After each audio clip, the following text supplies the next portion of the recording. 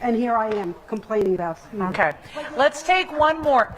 So by the way, I want to acknowledge we are right now taking all our 311 calls and clearing that log. Jaron, who's been a great partner at the downtown bid in the District of Columbia, has been focusing on repairs, on cleaning up, on moving the scooters, and we will continue to do that and continue to respond. But that 311 number, as you see things happening, please go ahead and report them. There's also the community hub right on 8th Street, where the downtown bid has a presence, and also MPD, a Department of Behavioral Health, and others. So there are resources today because we've heard what you've had to say, and we've responded by putting people in the neighborhood so that we can respond even faster. Okay. All right. Take one more, and I'm sorry if I missed you. Okay. And okay, sorry, we'll take this one more, but we are going to be outside after this last comment, and we'll be able to hear and grab your comments. Hi, good morning, Reverend Michael Campbell. I had a question along with the homelessness question. We're talking about a lot what we have for the future. What we're not talking about is prevention. When it comes to homelessness and when it comes to crime, we're talking about community, a hub, a corridor right there, a safety corridor. But I cross that place every night, every morning, every evening, purposely. And there's nothing in there. Police are standing there, they're sitting there, they're in their vehicles, drugs are being sold, crimes are being committed, people are addicted to alcohol, people are begging, and I don't understand the purpose of the community hub when they're just standing there and doing nothing. When I don't get it. So I just want to say this one thing. Important that we continue to share the progress being made. We know that crime is an important priority for both our personal well-being, but also of our community.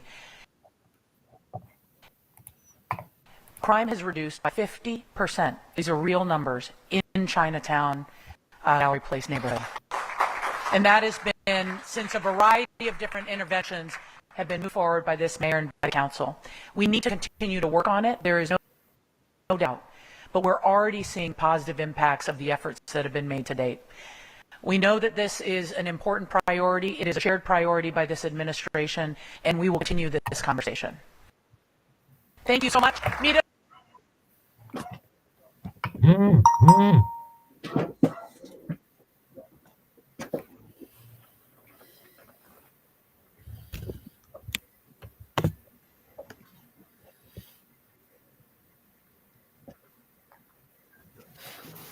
Welcome. That was a clip from this past weekend.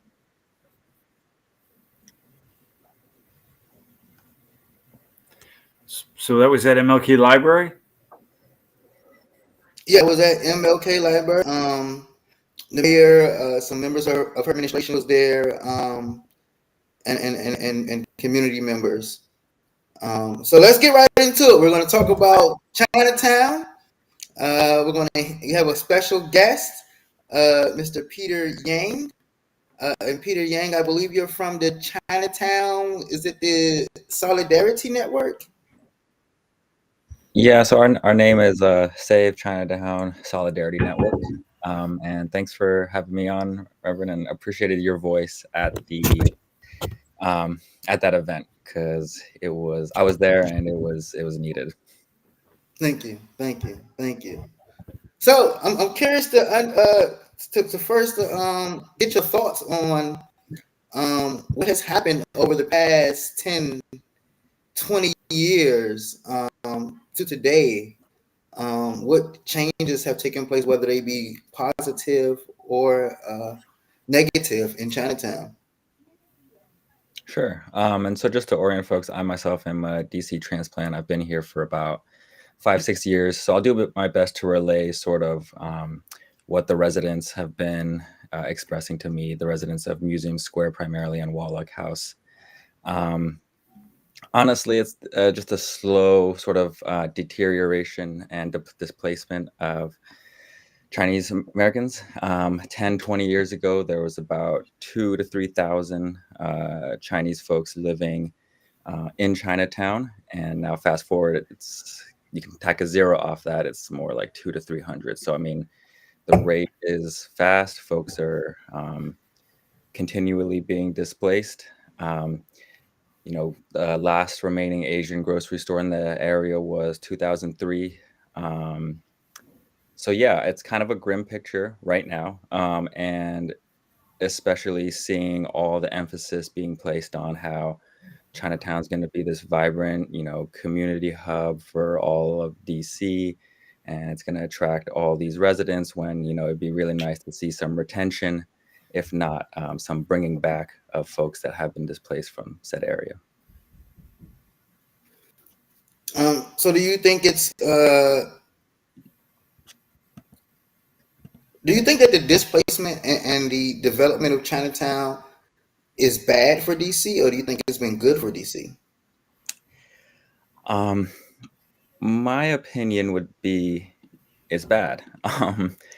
It's bad, especially if you want to use the name and the cultural iconography and the language of Chinatown to, garner investments, developments, while not actually serving the people at all, right? I mean, that's sort of how I got involved with the movement. Was they needed folks who spoke Chinese, candidly, and I personally didn't even know that there were that many Chinese folks left in Chinatown. I moved here and I kind of saw what it was, and I thought, oh, so displacement's over, job done, right? And so when I heard about these pushes, I felt compelled to action, and it's bad. It's especially if I went to the same meeting that you did that day, and looking at their sort of eight plans for Chinatown. And it seems like it's just going to become another like the wharf type area, and I don't really see the need for another like the wharf, the yards type development area in DC. Chris, feel free to chime in. It's just a lot going on, but I do want to share. First, Peter, thank you for being here. You've been doing a lot of work directly with many of the residents that remain in Chinatown, and you have Chinese folks, families, elders. You have Black folks basically living in the remaining Section 8 housing, and as the rest of the area booms or busts, depending on how you look at it. And for me, it's been sort of I got tuned in when I heard 300 Chinese folks left in Chinatown, and I just couldn't help but think, what is Chinatown without Chinese people?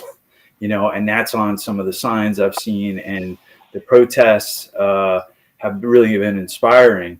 And so it sounds like you're kind of like in emergency mode right now to save the remaining residents, the remaining businesses, just kind of stop the bleeding, if you will. Mm-hmm. And then hopefully go about bringing folks back, bringing people back, bringing businesses back. Is that about right?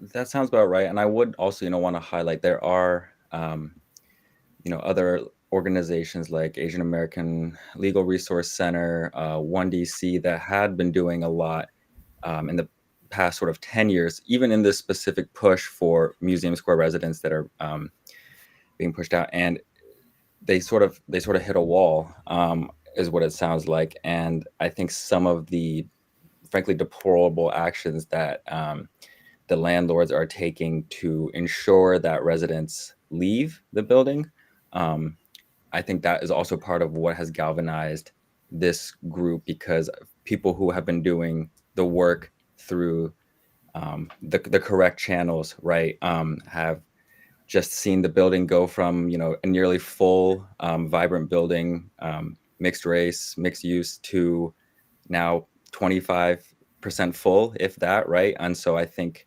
the people who've been doing the work for a long time saw the need to create a grassroots organization that can start to put pressure on politicians in a different way. Can we give Here's this my some issue. context? Oh, go ahead. Okay. Go ahead, Chris. I was just going to say, can we give this a little bit of context, because there's Museum Square you mentioned that is at is it 5th and K? Yeah. Okay. Yeah. So that's a kind of one of the last remaining original big buildings downtown. It now looks dwarfed by the other giant luxury buildings that have been built since. But that was used to be the biggest building down there. And then you have the Wah Luck House, which is at H and 6th. Mm-hmm. And those are sort of the two remaining kind of bastions of residential housing for Asian folks. Yeah. Yeah, that's correct, and that's sort of been the primary need. Like, our organization is new; it's like only about 3 months old, so that's sort of been the primary focus. But as I sort of, trying to tap into more of the folks in the Chinatown area, hopefully we can make inroads. Where there's, because those 75% of folks had to go somewhere, right? And there are some people that maybe moved into a group house or went to a different building. So I think the long-term plan will be to make inroads with folks who did get displaced, and get in touch that way. But yeah, sorry to cut you off, Irwin.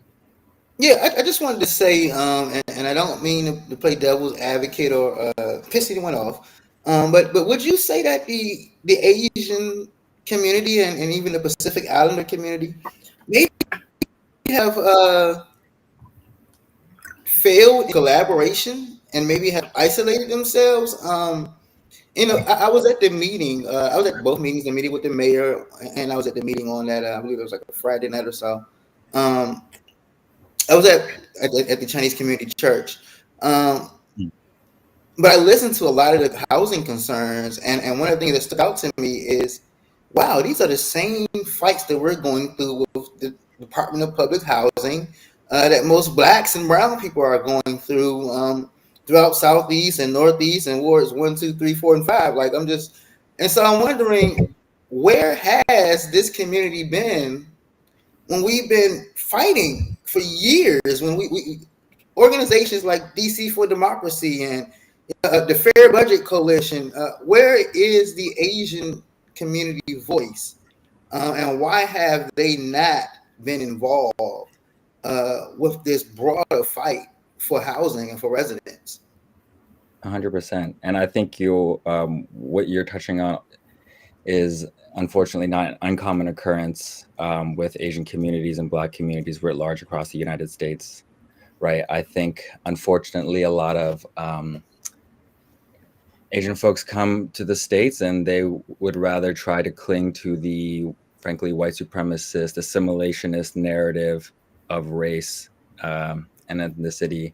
And they don't believe that these issues are going to affect them until, unfortunately, it does, right? And so that is also part of the network's push and desire, is that in this tenant organization, we are explicitly educating and trying to re-educate and try to galvanize support for their Black neighbors, for their homeless neighbors that they, previously may have not drawn solidarity lines with, and pointing to, exactly like in what ways they can do that. And you touched on a good point, because even when we were prepping the tenant speakers for that, for the church event, we had some, tough conversations with them around like what the situation is. And I don't know if you noticed, there was one person who said some like anti-homeless, pro security, pro cop, I don't feel safe.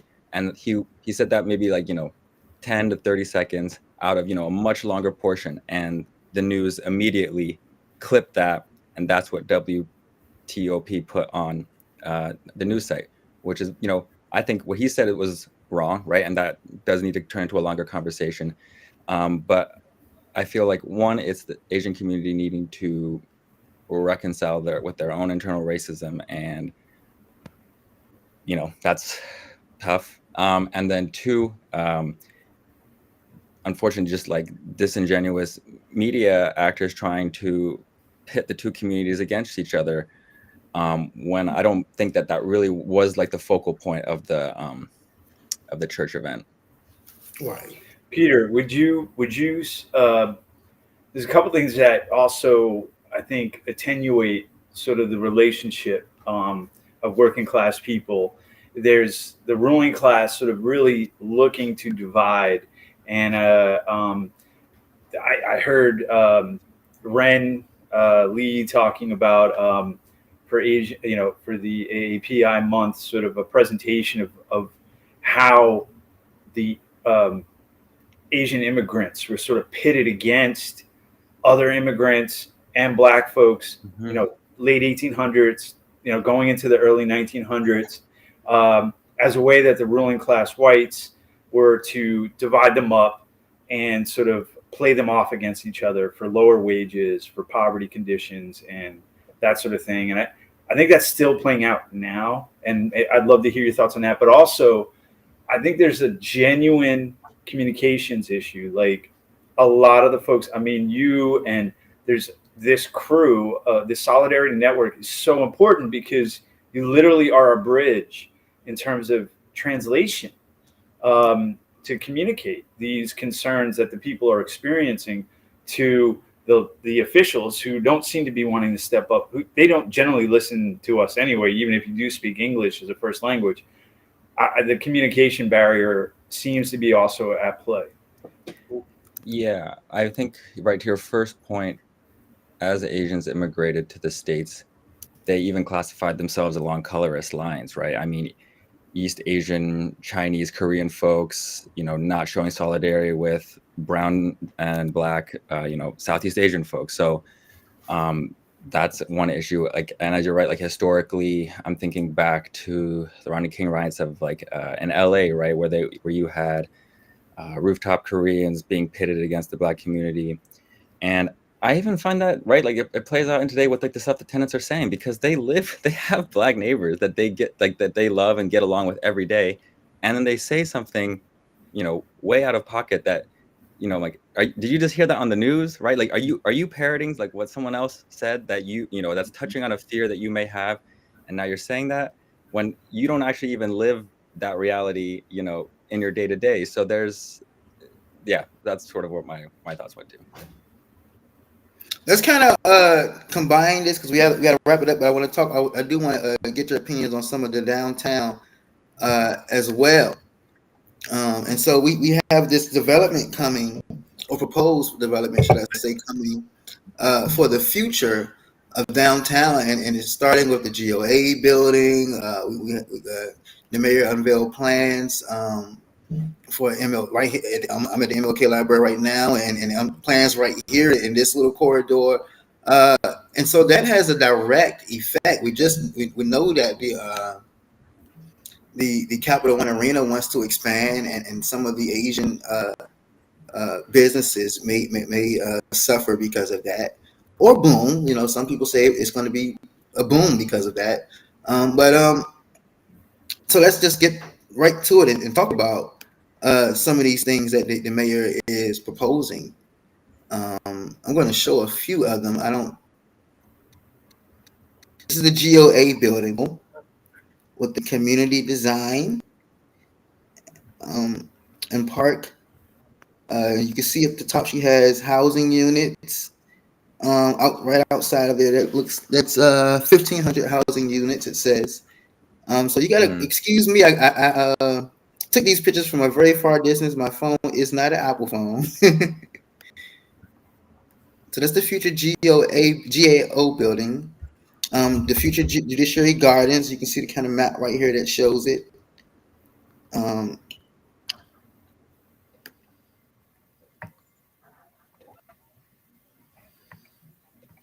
this is kind of the thing that she went. It was a 5-minute walk from the convention center to Pennsylvania Avenue. I think it was 5-15 minutes, something like that. But she wanted it wanted to be a walkable space, and so the proposal was to make where their streets are right now down here. Those would be converted to completely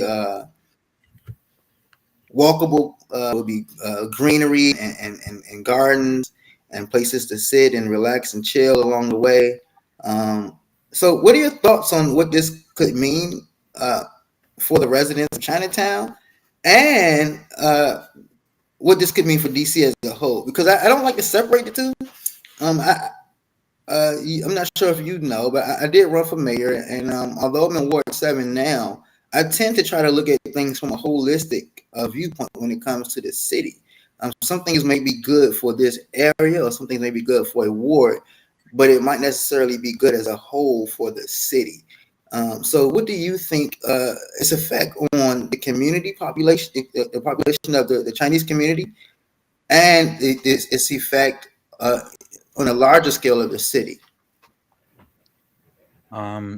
Its effect on the Chinese population. I mean, so that building, right? Like, and I was there. They didn't even mention how many affordable, housing units are going to be made available in that building. How many are going to be Section 8 vouchers in that building? So I felt like the plan of it was quite lackluster. And I would say that the tenants, or at least the Chinese tenants that I'm in touch with, general sentiment about the stadium is positive. I think they saw if the stadium left that it would be a net negative. But I would caution them that I think those sentiments were shared 20 years ago when the stadium was ultimately chosen to be erected in Chinatown. Right?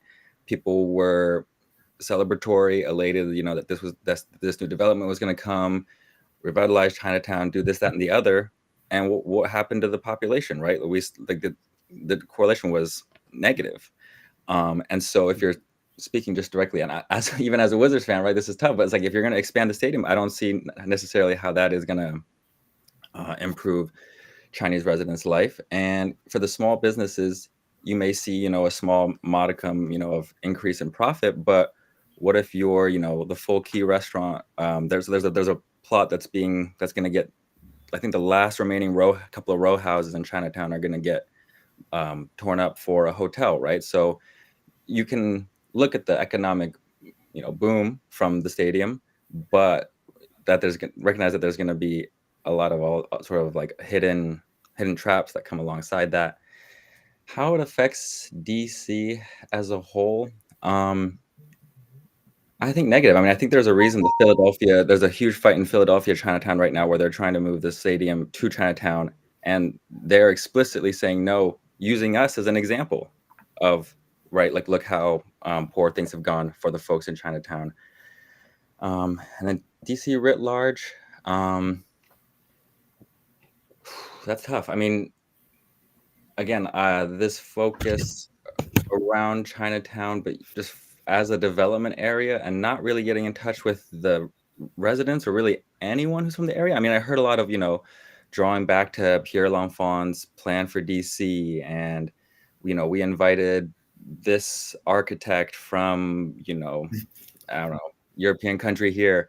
And it was very puzzling to me, because I was like, are we still following Pierre L'Enfant's plan from, like, knowing all of the things that were, all of the isms that they must have carried, making that plan? It really just felt like, have we not turned a new leaf from the 1800s even? So yeah, I think doesn't bode well for, I think, DC writ large, if the development playbook that they're looking at is from these, millionaire architects. Peter, before we close this segment out, Save DC Chinatown Solidarity Network, best case scenario, what happens this budget season for Museum Square, and then maybe over the next year, what's sort of the objectives, best case scenarios you see for Chinatown? Yeah. Well, best case for Museum Square, and again, I'm not a politician, so I don't know exactly, right, like, what money is movable, but if they could supplement or subsidize or somehow twist, but it's Bush companies, they're a Williamsburg, Virginia-based development. If the government can do anything to either subsidize the purchase of the building, twist, Bush companies' arms somehow, because I know Bush companies is developing in other places in DC, right? So it can even look like we're not going to be friendly with you unless you sell, right? I don't know how strong arm politics. They're the owner. They're the owner of Museum Square.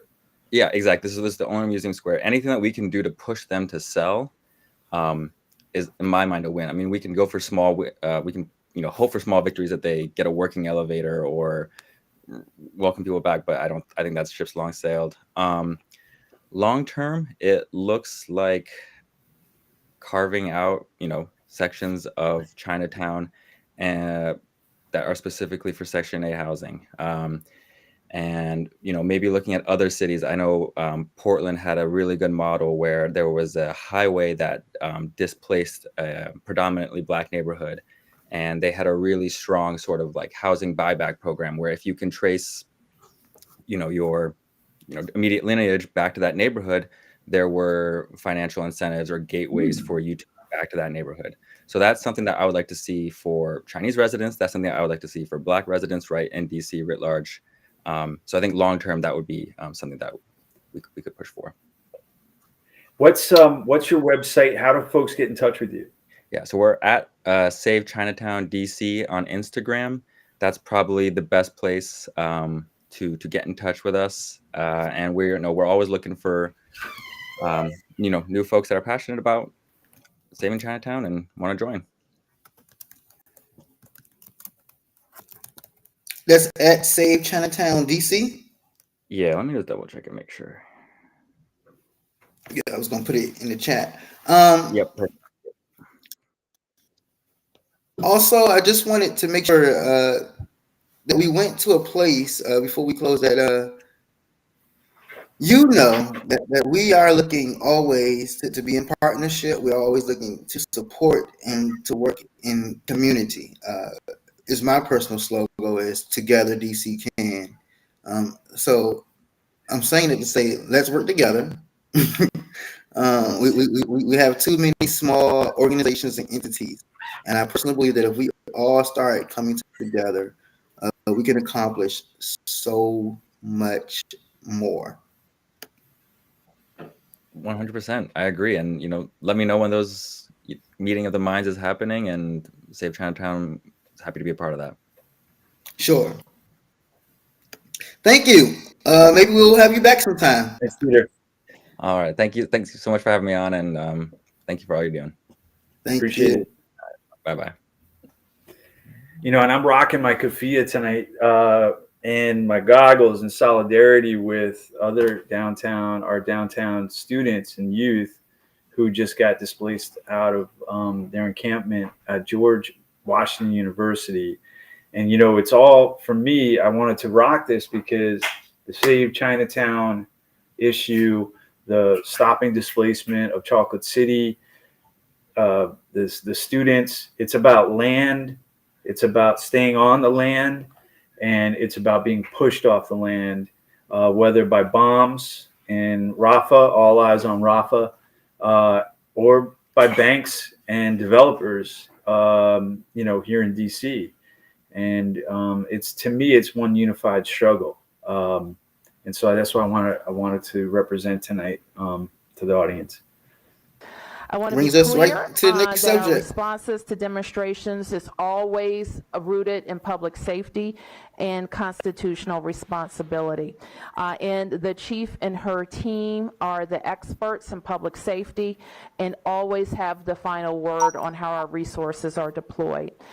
Since the start of the encampment on GW's campus on April 25th, the Metropolitan Police Department has been supporting GW in assessing and monitoring the First Amendment activities. They began very peacefully, but over the past few days, we began to see an escalation in the volatility of the protests at GW. This started last Thursday when a GW campus police officer was pushed by protesters and an item was grabbed out of the police officer's hand during the performance of her duties. On Monday, MPD learned of more indicators that the protest was becoming more volatile and less stable. In addition, items that could potentially be used for offensive and defensive weapons were being gathered. All of this led to my discussion and conclusion that we needed to change our posture.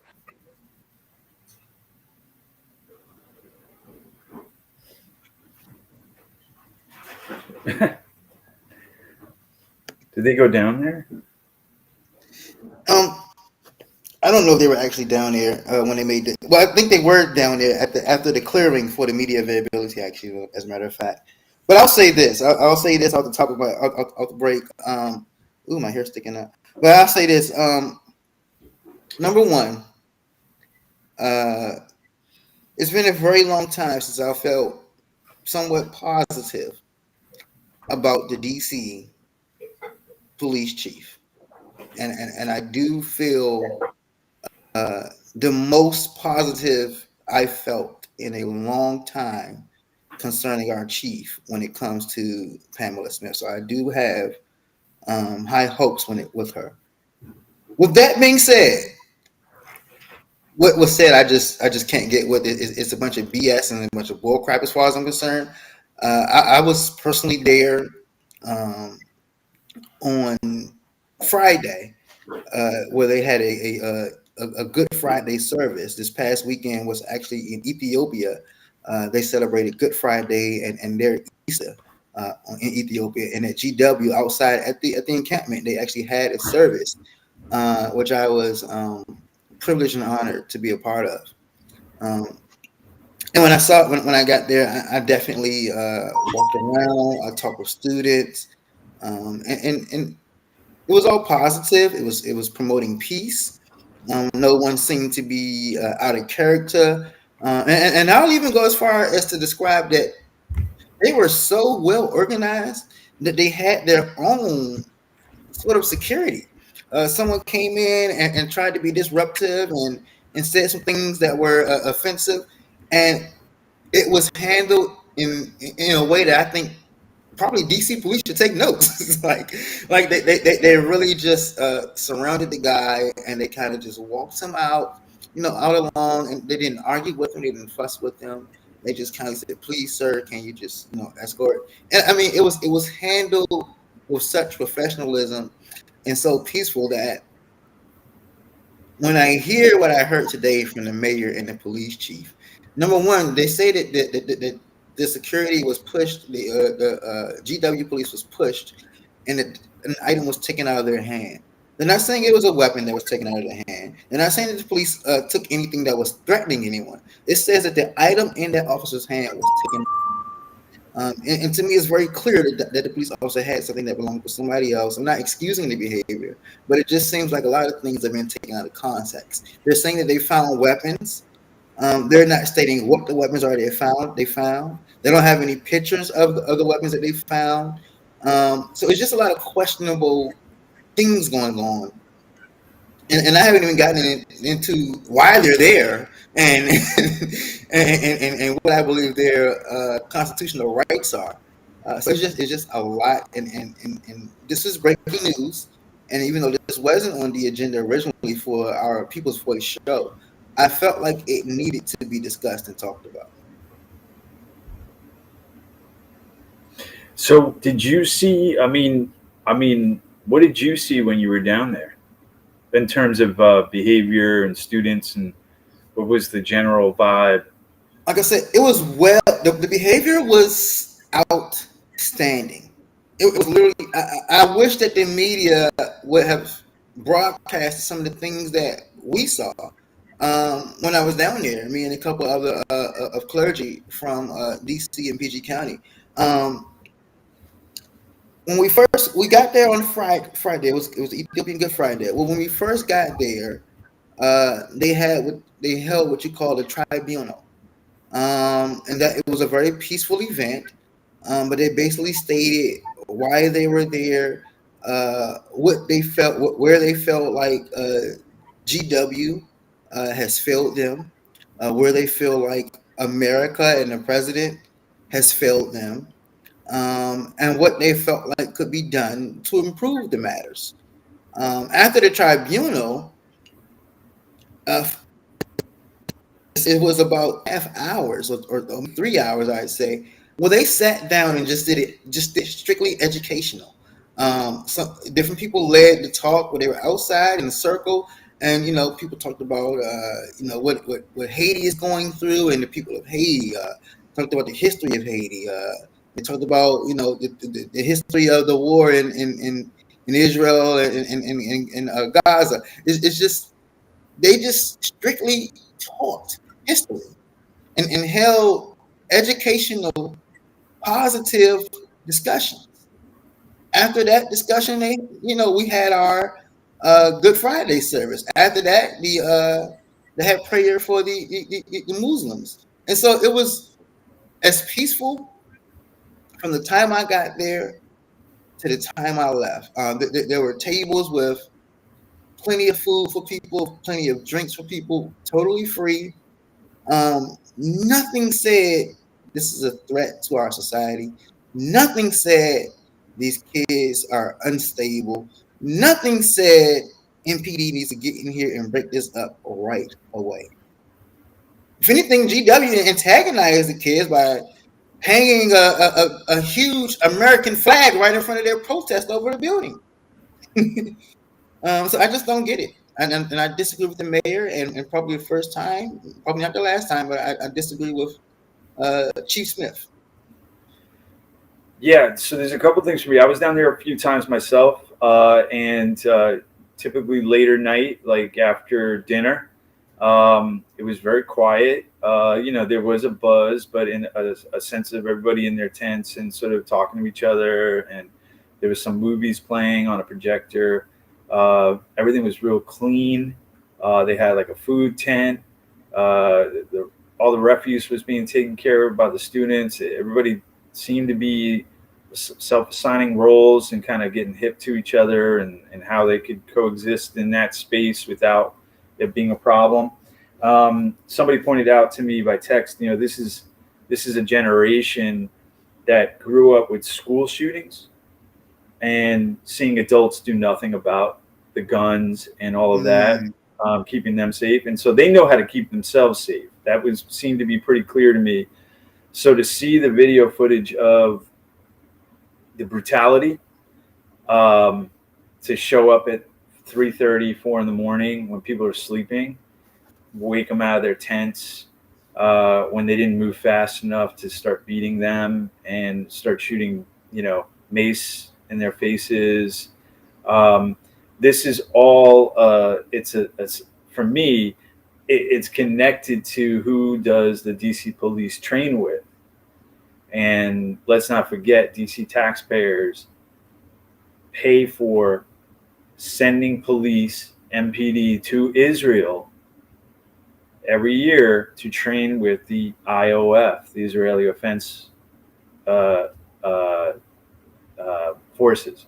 So, I mean, something came down. There was a threat. There's sort of a nexus with statehood here as well. You had congressional Republicans coming out to the campus, welcomed by GW leadership to the campus. Lauren, Brobert, and this guy Comer, these sort of really extreme right Republicans that were allowed to come to the campus and decry this as anti-Semitic behavior and racist and violent, and it sort of elevated the pot of the temperature in the pot a bit. And I think Bowser folded because they were supposed to do some kind of big gathering here of Republicans and Congress people at GW today.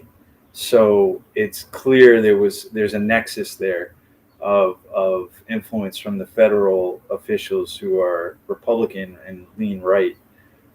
The wild thing about it for me is anybody saying, people who are saying no to genocide, no to occupation, who stand in solidarity with Palestinians are anti-Semitic. Because anybody who has lived, grown up, has lineage, ancestors of that area are Semitic.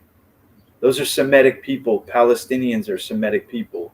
And so therefore, anybody in solidarity with Palestinians are logically not anti-Semitic. They're actually pro-Semitic. And so it's just so wild that, folks who are Jewish, who grew up in Philadelphia and left the States to go to Israel in the 60s are now running a genocide, murderous assault against the free people of Palestine, the people who have been there for generations. Um, and I'm talking about Netanyahu. You know, he grew up in Philadelphia, and he left as a teenager to Israel, and now he's faking it like he's some superhero Israel Zionist that wants to, I guess, I don't know, just kill everybody, kill kids, kill parents. It's disgusting. I'm glad to see the students sort of see through the propaganda. I'm sorry they've had to put their bodies on the line as that the Bowser administration felt that they needed to succumb to the pressure from the federal Republicans, and basically break some heads last night. And the students are just going to, I think, come back stronger. And that's just sort of the way of this game. Like, people are not stopping. There is just no way we can witness what's unfolding, the absolute atrocities to push people off their land, and take the land from them and kill them. It's racism, it's propaganda, it's all the stuff we see around development, displacement, all the same issues we're seeing here in DC. And so, yeah, I'm glad we touched on that tonight. I don't see. Good Reverend, are you still on the call with us?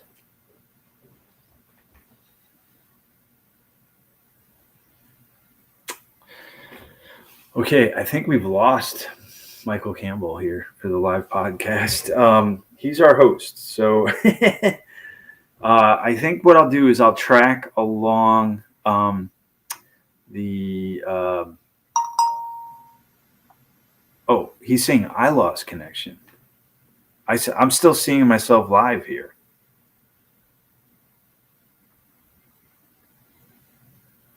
I don't know what he's seeing or who's seeing what at this point, but I'm seeing a live sort of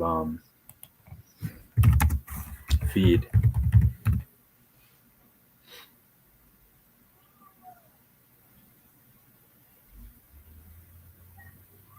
Maybe they broke our feed here tonight because we were talking about solidarity with Palestine.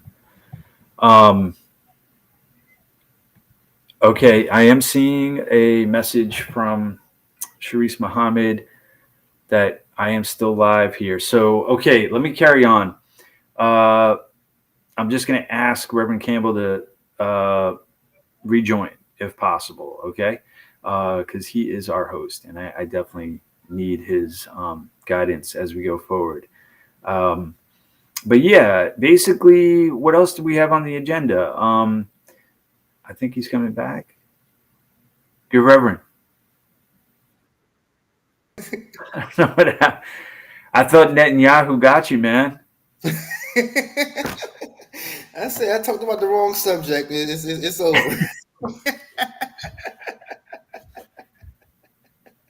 Well, we have some folks following us and asked me to carry on until you return. So now that you return, I've said my little, I've kind of summed up like my experience and what I've seen and sort of connected it to the land issues here in DC, what we're seeing in Palestine. Yeah.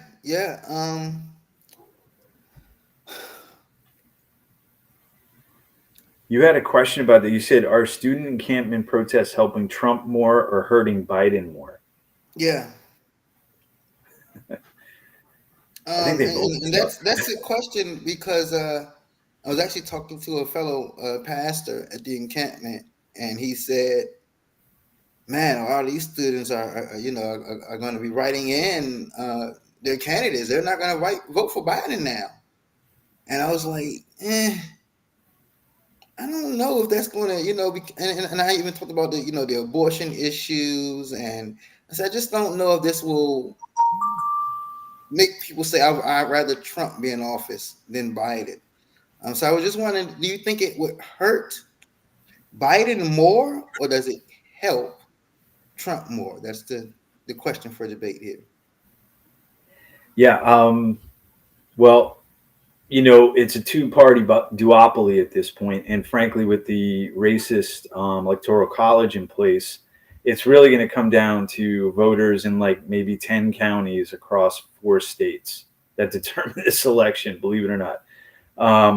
But I think, and somebody just chimed me on this, they say it's hurting Biden more because, I mean, for him to be calling these protests anti-Semitic is just so off base that, yeah, all of the youth who see through this nonsense are not going to vote for him. Probably they're going to stay uncommitted unless they're in one of these counties that really are going to determine the outcome. But they say it's hurting Biden more, but helping the police state. It's helping elevate the police state, which they both love. Trump and Biden both love. Wow. So, yeah. What do you think about that? That last part, I definitely can't disagree with. That helping the police state. That's a thought that never crossed until it was just spoken. But yeah, I definitely can agree that it's helping Trump more. It's hurting Biden and probably helping Trump more. I don't think people are saying, "Oh, I'm going to vote for Trump now." I think people are just saying, "I'm not supporting Biden as long as this is going on." And so that's the problem. And then I think the second part of that is this abortion issue. When people are waiting for voting, uh, are our younger people voting and saying, "Hey, this abortion issue carries more weight," or are they saying, "Hey, this Gaza Israel conflict carries more weight"? Well, what has Biden done on the abortion issue? He's let the Supreme Court, this sort of unelected, unaccountable group of right wing proxies that largely Trump put in to place. He's letting them decide what's going to happen to women's bodies. So that seems sort of. I don't even think Biden's actually a strong candidate for that. Looks like somebody wrote some chat here. Yeah. Why do we care? You want to read it? I'm gonna put it up. Why do we Good care point. which mass murderer it hurts?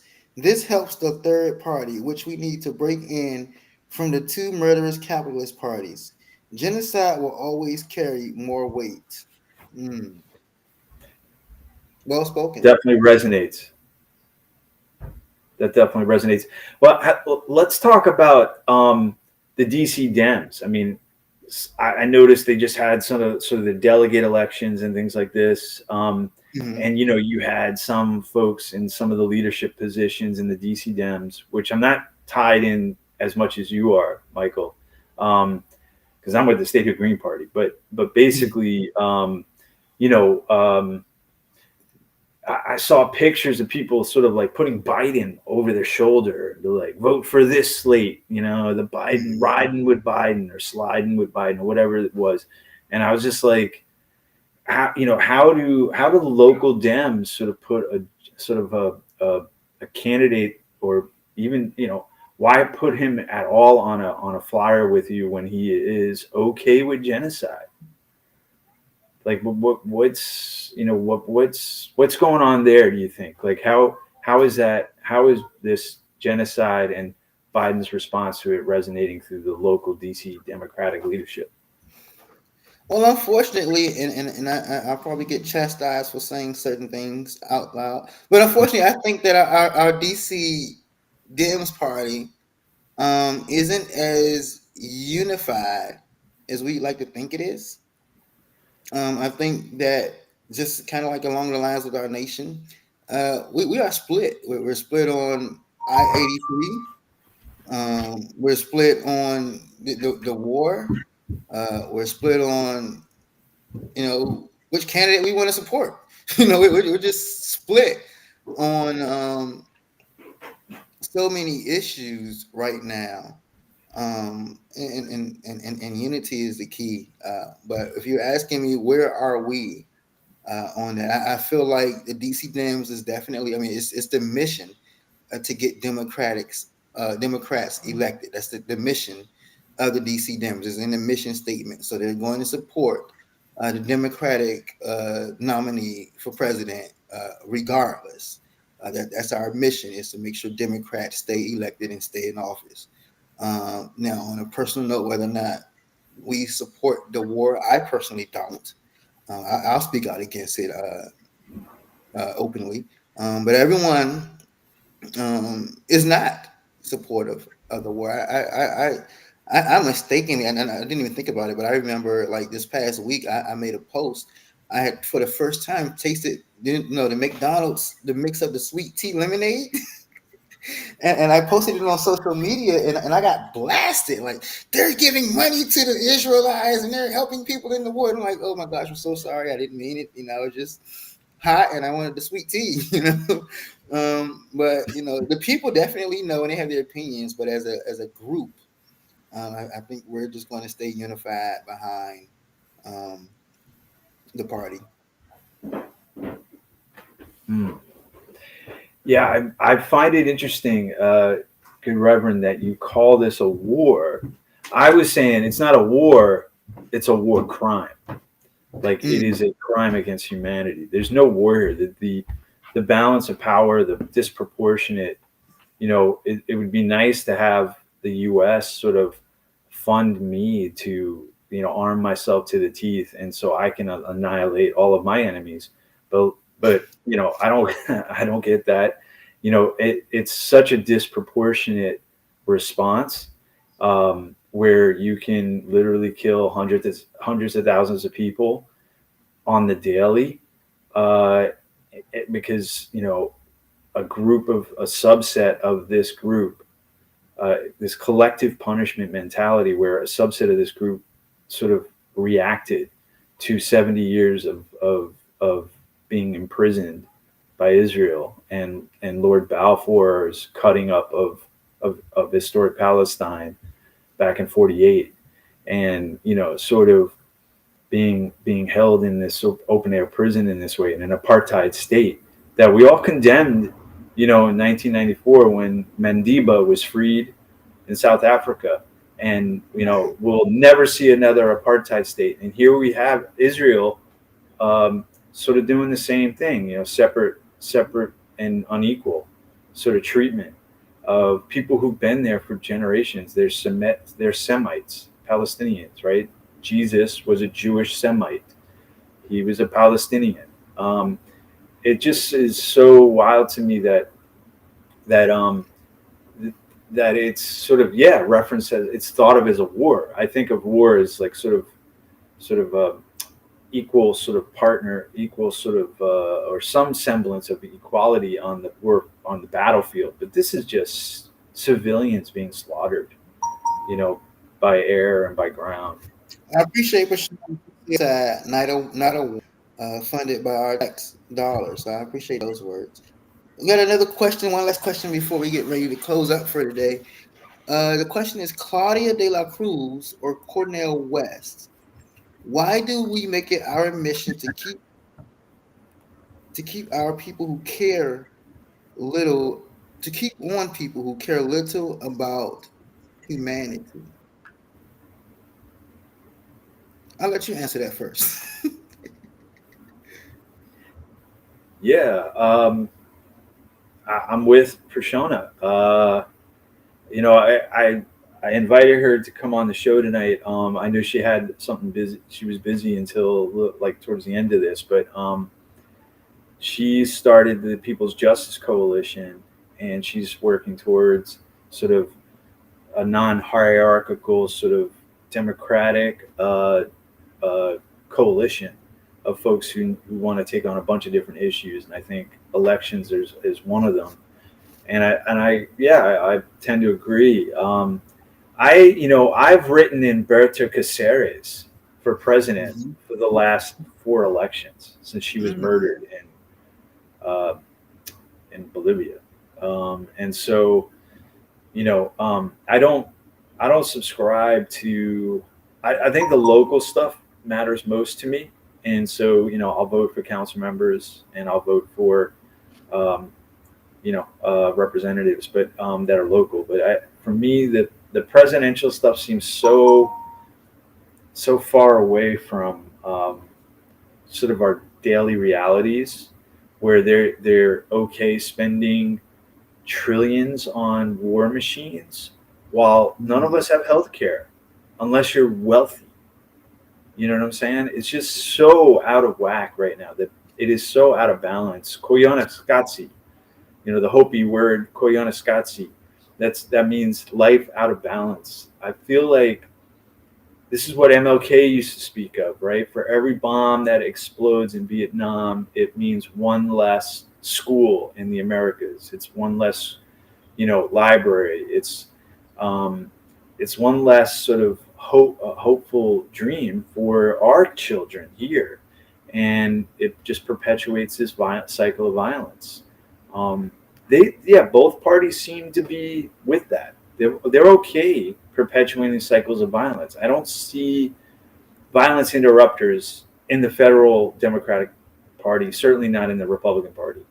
I see us trying to do that here locally, and I support that. But I don't see it at the federal level, and so it's hard for me to really talk about the federal politics because I don't really participate much. All right. Prashana, our next show on the 22nd, if you could just reach out to myself or our dear brother Chris, and just let us know if you're available. We would love to have you on the show, and hear your more of your thoughts and even answer some more of your questions. I see that we're going to have to be prepared when you come on. But yeah, we would love to have you on the show. And this was kind of a special edition. We had a guest, and we definitely need to talk about what was going on in Chinatown. We needed to raise awareness of our brothers and sisters that are being displaced. The biggest number that sticks out to me is they have gone from a population of 3,000 to 300. And so that's alarming. 300 people, and to make it even more alarming, it's two buildings. Let's just be real about it. They're housed in two buildings. And someone said that night of the meeting, someone said it's not Chinatown no more. It's China Block. And I'm like, yeah, it's China Block now, I guess. Yeah. But we have to raise awareness, and we have to do something. And we have to stand up to our city and let them know we're not going to keep allowing you to displace our people. In addition to that, what happened today at GW was just heartbreaking. And so I was looking forward to going back and speaking with more students. We were looking forward to the next steps. And then I wake up and this has happened in the wee hours of the morning. Um, it brings back memories of other encampments that were removed in the wee hours of the morning. But it's disheartening. So it needed to be addressed. And I thank you guys for tuning in. I'll leave Chris with our last words. And other than that, have a great evening. And don't forget, mail-in ballots have been sent. You should have received them if you live in DC by now. Do not forget to turn in your ballot. If you are in Ward 4, I will say we talked about housing and a lot of these issues. Get Janice Lewis George back in office and get the Green New Deal passed. And hey, if you're in Ward 7, like the good Reverend, you definitely got to vote. I mean, there's obviously going to be a huge vacuum of power with the long-standing Vince Gray on his way out. Thank you for his service. That's a big one, man. Ward 7, it's going to be a real opportunity to shift some of the dynamics on the council, hopefully to the left.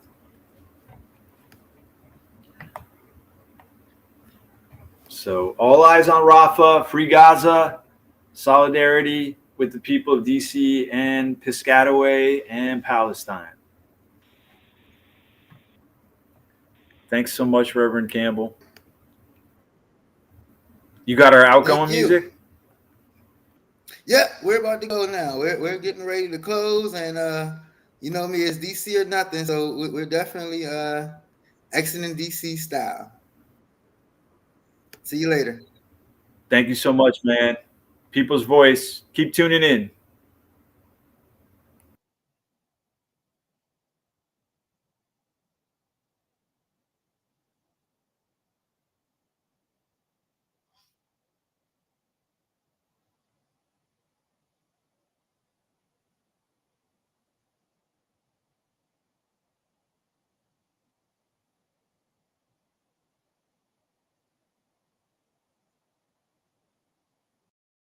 Break it down, the G-O, the G-O,